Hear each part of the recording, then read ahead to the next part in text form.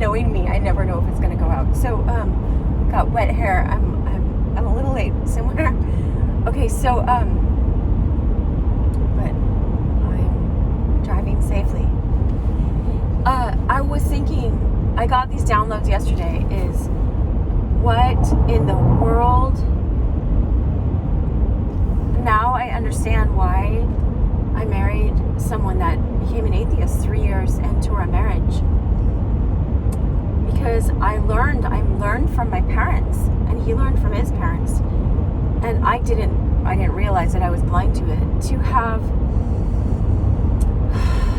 it's kind of like faith in a box, you know.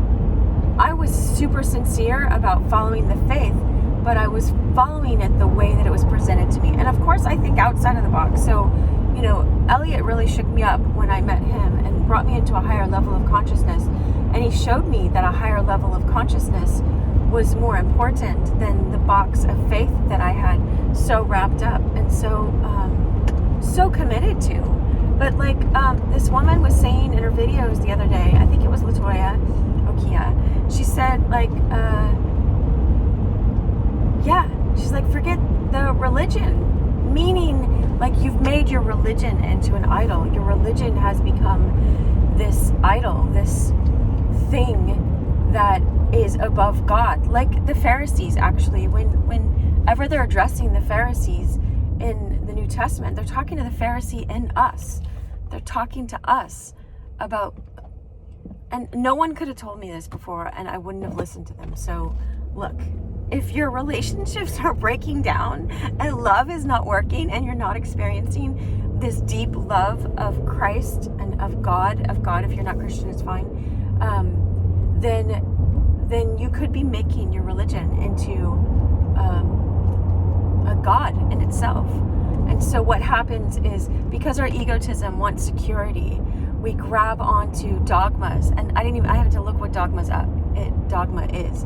It's just the rules and stuff in your religion, like go to church on this day, do your quiet time on these days, and then that individual time can awaken you to these higher things. But if you don't know how to take risks and how to play big and how to go for it, then your relationship with God stays pretty much within this range instead of way out of the box, way into like this deep, mystical, beautiful experience. And what was the other? Oh yeah, and I've been trying to think of, because everyone says for salespeople, and I don't like sales, but whatever, you know, you have to come up with a pitch. Like, what is it that you do?